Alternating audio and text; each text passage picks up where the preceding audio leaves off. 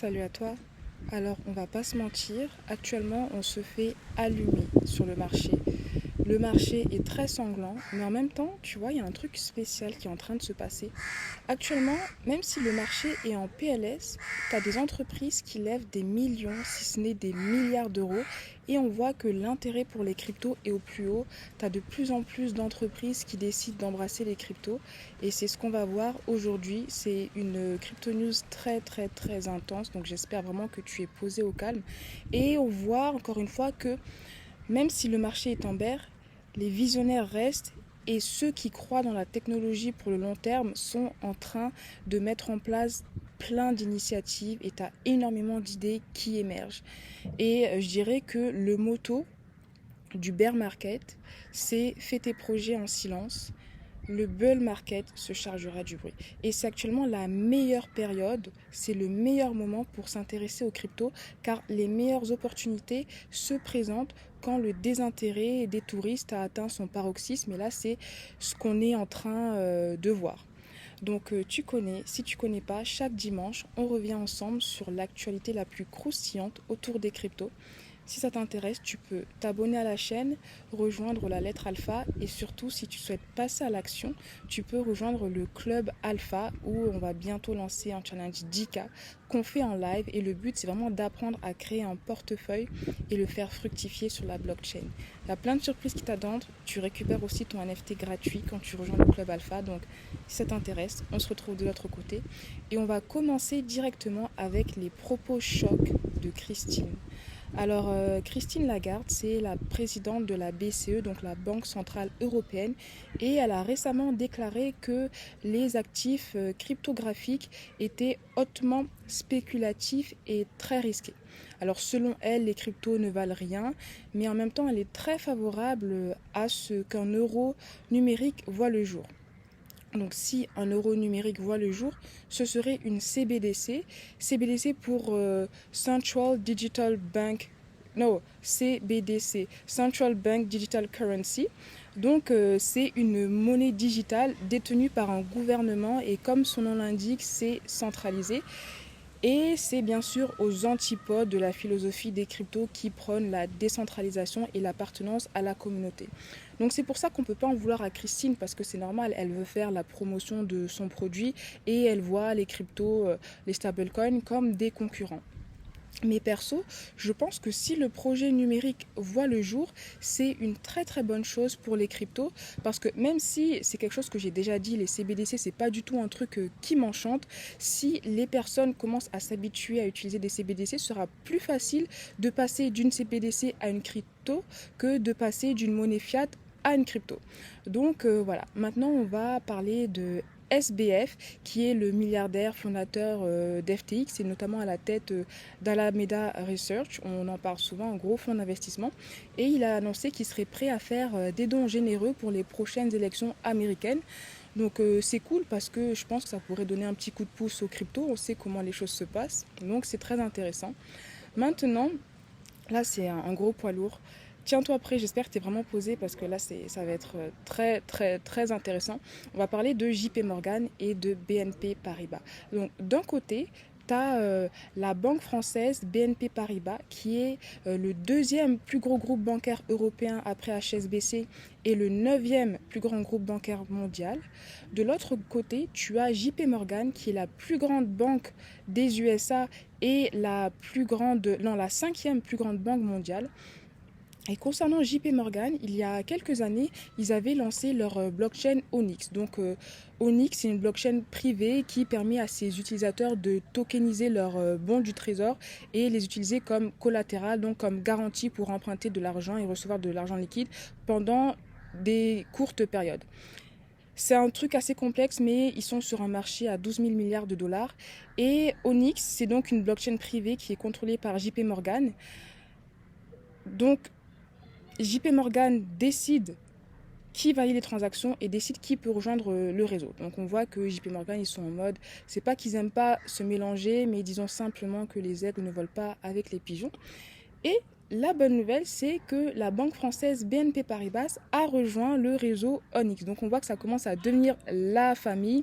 On voit encore une fois qu'il y a de plus en plus d'acteurs du secteur bancaire traditionnel qui sont en train de se blockchainiser. Donc ça fait plaisir. Peut-être que bientôt ça pourra devenir la famille. Bon, on va voir. Affaire à suivre. Maintenant, on va parler d'eBay. eBay qui a lancé sa première collection NFT. Donc eBay, c'est une plateforme Web 2.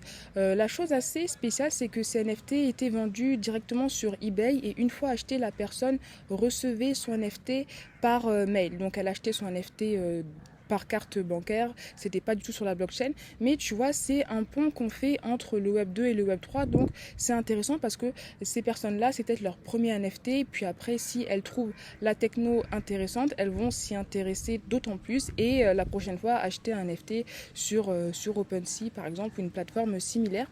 Et concernant eBay, un représentant, enfin une personne qui travaille chez eBay avait annoncé que selon eux, les NFT et la technologie de la blockchain révolutionne le marché des objets de collection et ces objets de collection sous forme d'NFT sont de plus en plus considérés comme des investissements intéressants et eBay veut rendre ces objets-là encore plus accessibles à une génération de collectionneurs dans le monde entier. Donc très bullish pour les NFT et on voit que là on est vraiment dans une application qui a du sens pour la cible en question qui est les collectionneurs. Maintenant, on va parler Elon Musk, c'est un gamin. Il a encore frappé, encore une fois. Sur Twitter, il a annoncé que le merge de SpaceX allait bientôt accepter les paiements en Dogecoin. Et bien sûr, tu sais ce qui s'est passé, le Dogecoin a pumpé. Et maintenant, on va parler de Balenciaga.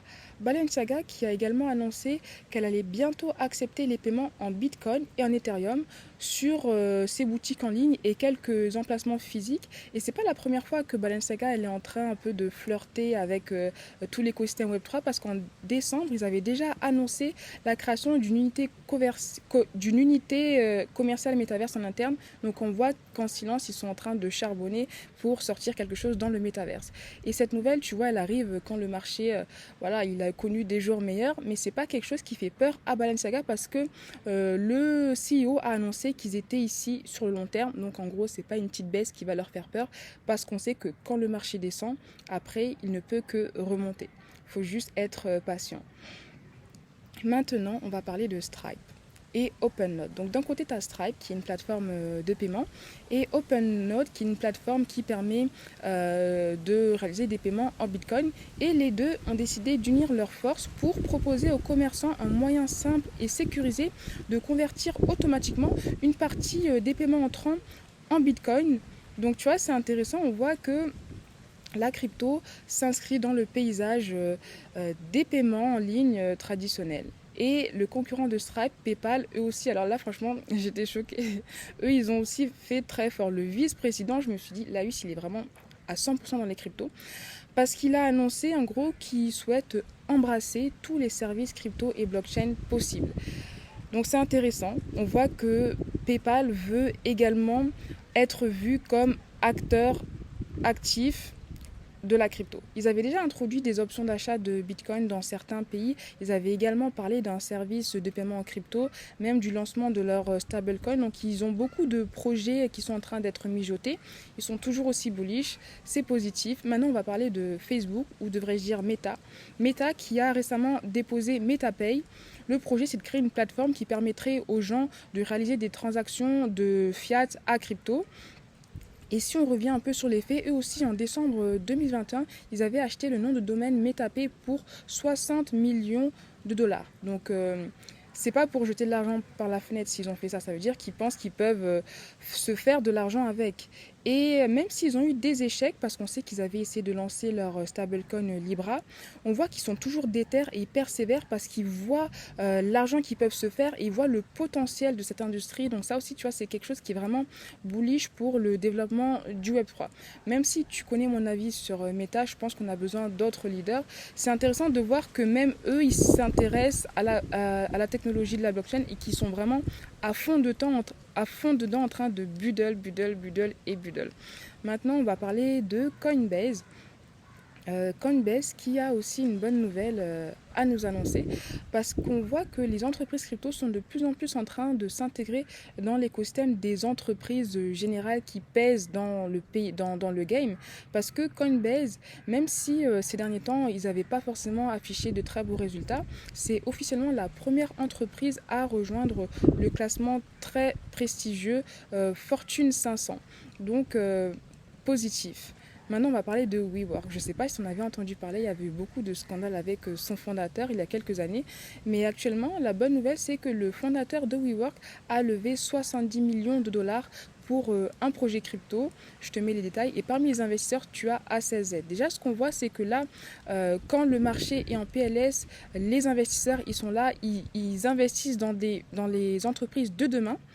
Donc, ils y croient. Et parmi les investisseurs, je t'ai dit qu'il y avait A16Z et A16Z, eux, ils ont encore fait mieux. Ils ont levé 4,5 milliards de dollars pour leur plus grand fonds crypto à ce jour. Et Chris Dixon, qui est l'associé général de la société, a dit, je cite, nous pensons que nous entrons maintenant dans l'âge d'or du Web3. Une vague massive de talents de classe mondiale est entrée sur le Web3 au cours de la dernière année. Ils sont brillants et passionnés et veulent construire un meilleur Internet. C'est pourquoi nous avons décidé de voir grand. Et on voit que il y a deux types de personnes. Tu as les gens qui sont en mode « Oh, les cryptos, ça baisse, catastrophe, c'est une arnaque, c'est là pour mourir. » Et tu as les autres, les visionnaires, qui sont en mode « Nous, on y croit, on investit, on sait que le bear market, c'est là où il y a les meilleures opportunités. » La question que je voulais te poser, c'est de quel camp tu fais partie? Bon, je pense que tu fais partie des visionnaires parce que tu me regardes actuellement et je te remercie. Si ce n'est pas encore fait, n'hésite pas à t'abonner à la chaîne. Maintenant, on va parler du fameux Terra Luna. On a tous suivi le crash dernièrement. Et la semaine dernière, ils avaient partagé une proposition pour renouveler la blockchain Terra. Et cette proposition, elle avait été validée. Donc, je t'affiche le plan. Et ce qui est intéressant, c'est que cette nouvelle blockchain, elle appartiendra 100% à la communauté. Donc, il n'y a pas d'allocation de tokens aux organisations mères de Terra comme Luna Foundation Guard, LFG ou Terraforms Labs. Et ils ont décidé d'airdropper le nouveau token Luna. Là, je t'affiche les détails. AUST, je précise, c'est les personnes qui avaient stacké leur UST sur Encore. Et l'autre question qu'on peut se poser, c'est qu'est-ce qui va se passer pour les personnes qui avaient leur UST sur des SEX? Donc par SEX, tu sais que je parle de Centralized Exchange à opposer au DEX. Et concernant cette question, il y a plusieurs SEX qui se sont exprimés et qui ont dit qu'ils allaient supporter l'airdrop de Terra Luna. Donc en gros, ils devraient airdropper les personnes qui avaient de l'UST stacké. Parce que ce qu'il faut savoir, c'est que quand tu stacks tes cryptos sur un SEX, en fait, la majeure partie du temps, ce qu'ils font, c'est qu'ils vont stacker tes cryptos sur des DEX, sur des plateformes DeFi à ta place. Et moi, je sais que j'avais jamais été attirée par Encore, mais quand l'UST était arrivé sur Binance et Bybit, je me suis dit pourquoi pas essayer un peu. Donc j'en avais un peu, je vais voir si j'ai reçu l'airdrop. J'ai pas encore checké. Si tu as checké, n'hésite pas à me le dire en commentaire. Maintenant, on va parler d'un sujet hyper intéressant, les SBT. C'est un peu une forme d'NFT très particulière. En fait, Vitalik Buterin avait publié un papier sur les SBT qui sont en fait les Soul Bond Tokens qui seraient selon lui l'avenir d'Ethereum. Et en fait, c'est un SBT, c'est un NFT qui ne peut pas être transféré une fois qu'il a été reçu. Et quand tu as un SBT, tu le détiendrais dans un Soul Wallet, dans un portefeuille Soul. Soul, c'est l'esprit. Je trouve cette idée magnifique. Et donc, ce sont des NFT qui ne peuvent pas être transférés et les cas d'usage sont multiples. Par exemple, on pourrait émettre un SBT quand quelqu'un reçoit un diplôme universitaire et s'assurer que cet SBT ne puisse pas être transféré.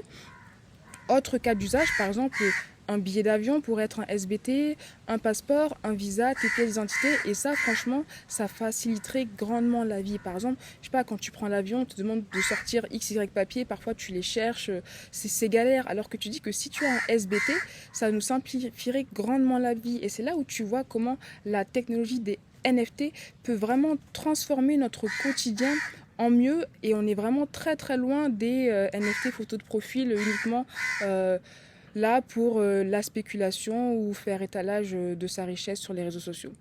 Et je voulais terminer en te parlant de Bitstamp. Donc Bitstamp, c'est un sexe luxembourgeois qui existe depuis 2011 et là ils ont publié leur premier rapport crypto. Donc tu vois, ils sont là depuis 2011 et c'est en 2022 qu'ils publient leur premier rapport crypto. Ça veut dire qu'ils estiment qu'il faut investir du temps dans cette industrie et donc il y a un gros potentiel. Bon, on va pas revenir sur le rapport en détail parce qu'il faudrait que j'en fasse une vidéo complète, mais je voudrais juste te partager quelques points assez intéressants. C'est qu'on voit que la France est pas forcément un pays qui a confiance aux cryptos. Elle est loin derrière dans la confiance qu'elle porte aux cryptos. Et quand on regarde quelles sont les principales barrières pour les acteurs institutionnels à l'adoption des cryptos, ils parlent de volatilité et les principales barrières à l'investissement des cryptos pour le retail, donc les personnes comme vous et comme toi et moi, pardon, c'est plus relié au fait qu'ils ne savent pas par où commencer, qu'ils ne savent pas quelle plateforme utiliser, qui sont un peu perdus parce qu'il y a énormément d'informations. Et j'en profite pour te dire que si jamais tu veux savoir comment on crée un portefeuille crypto du début et quelle plateforme on utilise pour investir et comment on les fait fructifier, c'est exactement ce qu'on fait dans le club alpha.